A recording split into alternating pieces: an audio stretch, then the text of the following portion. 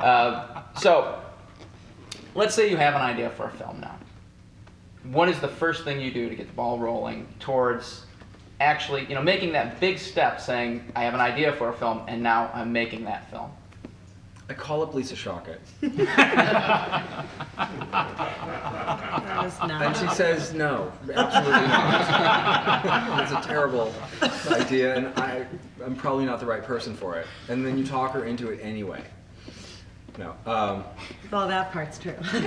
You start, Ken, I think. Well, Lisa's job is to rein him in, so. Well, money doesn't talk, it screams. What can I say? I think that fortunately in a documentary situation you can possibly and probably shoot a little bit, put a fundraising trailer together, start to feel out what the story is, because it's still merely an idea. There is no script, as it were, for shooting. And a dramatic film, which I've done both, is different. You really need to have a script developed, and it takes your time and your creative time. And then there's, of course, money matters that come into factor. But speaking on a documentary side, it's like you have an idea, and as I was explaining before, you're innocently walking down the street, and this rock comes out of nowhere and hits you squarely on the head, and it's like, what the fuck, man? What happened here? And you want to just go about doing your business, and the next day the same rock hits you on the head and it won't go away, and that's when you know that you are compelled to go forward and make this thing. It speaks louder than anything in your life. It means something to you, and I have a working partner, my producer director Nancy Kelly, and we literally have a dinner and said, do we want to invest our time on this? And we have a bunch of projects that are in front of us, and one of them goes, and this one goes and gets pushed forward, and maybe we have 3 of them that are on the table that we all want to do. But you kind of answer that as you go forward, and then you strategize on how to raise monies to think about how to shoot the film. And I'll just leave it at that. I think also that, really the one thing that the first thing is inspiration, and you have to be inspired by what you're working on, because it's way too hard. You always think it's going to take, this one's going to be easy. There's so many ducks in the row, let's just knock them down. And if I've felt like that about everything I've ever worked on, and it's never really been that way. But I think the other thing that maybe people don't necessarily think about is why am I making this movie, and who is my audience? And that's really important to think about. It's funny because I've made a lot of films that are kind of directed at the gay community, and it's limiting when it's not going to sell Singapore, But God, these days with the feature film business being so niche marketed, it's actually, I think, better to have a niche audience than to compete with Hangover 2, So, so that doesn't have to, the world is not a good answer to that question for me. I really have to know who I'm making the movie for. I talked about with my short, I think I already answered those 2 questions. With 818, it's more like, I love women's pictures and I love movies about evil women.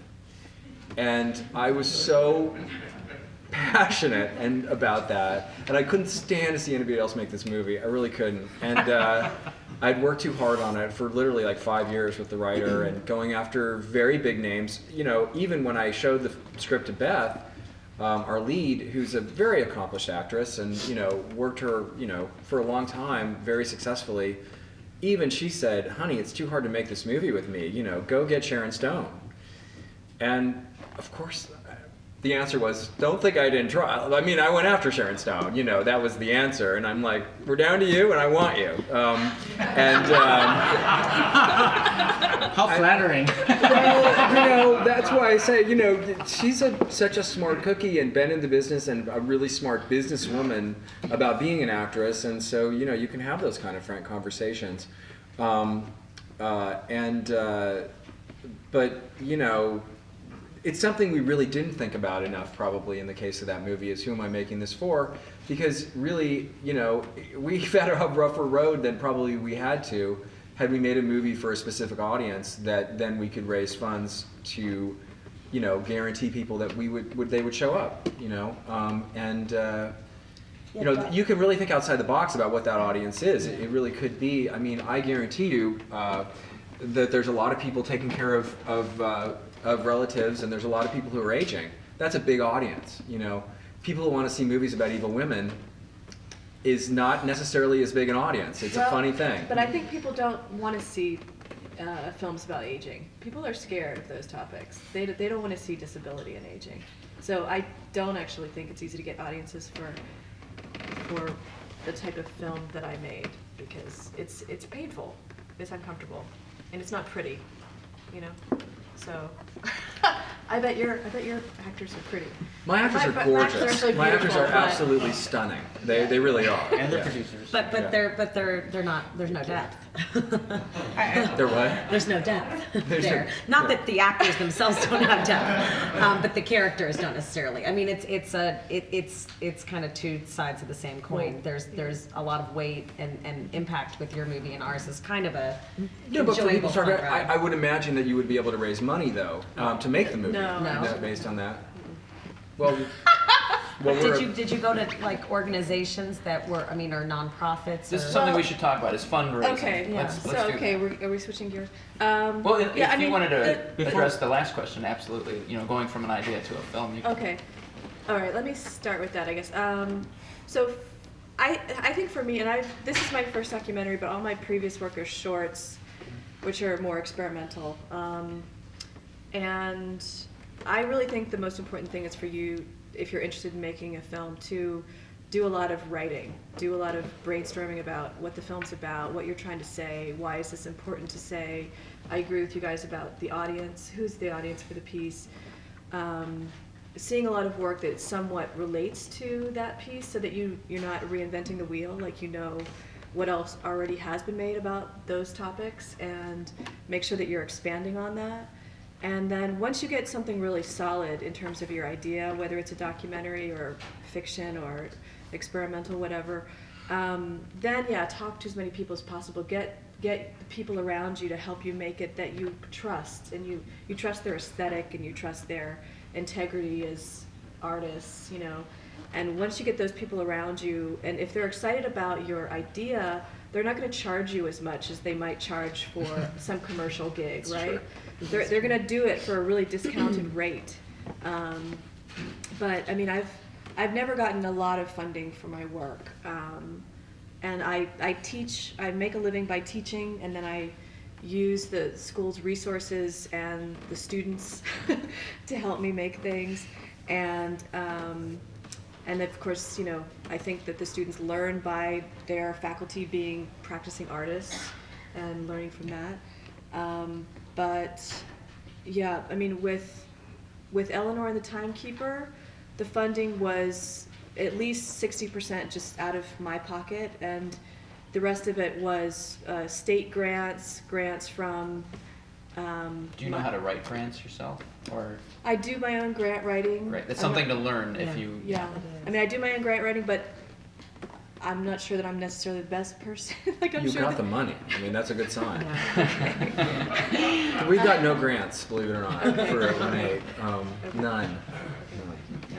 I mean, and then I think there's also like fundraising strategies that you can have. Like with Eleanor and the Timekeeper, we would have screenings, small screenings, just a couple. We did a couple community center screenings with like a rough edit of the film, and you know, asking for donations, kind of thing. I mean, you don't make a lot of money doing that kind of stuff. Beware. I wouldn't spend a lot of time on those kind of fundraisers, because you make $3,000 or $4,000 max. You have to ask yourself, is it really worth it? But then private donations, you know, asking friends and passing the word, sending out letters and things to places and hopefully getting some donations that way. The last film I made, A Heretic's Primer on Love and Exertion, was a shorter piece. It was a 25-minute experimental film, and we did some kind of more innovative fundraising things for that, where we asked people to donate anything to us that they didn't want anymore, anything of value. So we got laptops, and I actually got a couple of cameras, more high-end video cameras and things, and we sold those on eBay. And we did make like a good, I don't know, 10,000 from people donating stuff they didn't want in us. And we actually rented a truck and went around picking up stuff around Chicago to my friends' houses, and they gave us like a table and chairs, furniture set, and then we sold them. So we made about 10,000 doing that, which was That's great. very unique. Lisa and I got about $250 for our wardrobe after we shot the movie. Consignment. We were like literally. The worst is when they reject it. That hurts, you know. And you go into the consignment with a pile of wardrobe, and you walk out with almost as much. Like that's embarrassing. That's a tough thing. Yeah. But it's, you know. I think paid some too, bills. it depends on the movie that you're making, the type of fundraising that you go after.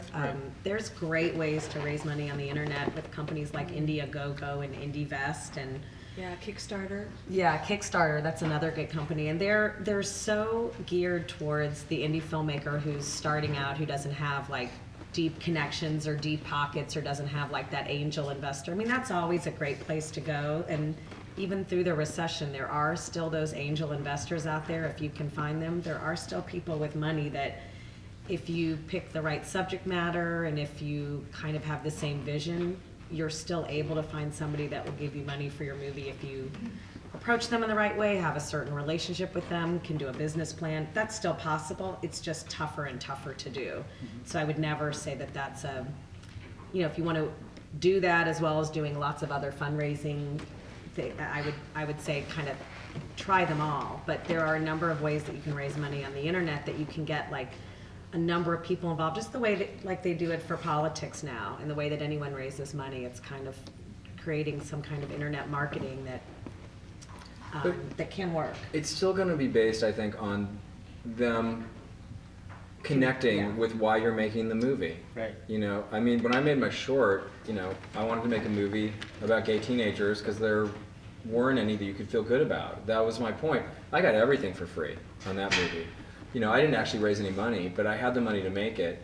And people really, and once one person gives you something for free, they not only are invested in the movie sort of emotionally, but they will get all their friends to give you stuff for free. And I'm sure it's the same thing with investors. You know, you got to find that one person that really believes in what you're doing and has rich friends. And you make them feel a part of your project. I mean, Because they are. yes, exactly. They have an ownership, an invested stake, and if they might come from a world where they're not able to kind of exercise creative, you know, that part of their creativeness, and then they get to be involved in a movie. But the hook is still the same. The hook is you connecting with your vision and why you're. I mean, knowing why you're doing it is gold, because It's like people can selling relate yourself. to that. Like yeah. when yeah. Bob goes out with a movie, he's in part selling himself. Right. That's the trick there.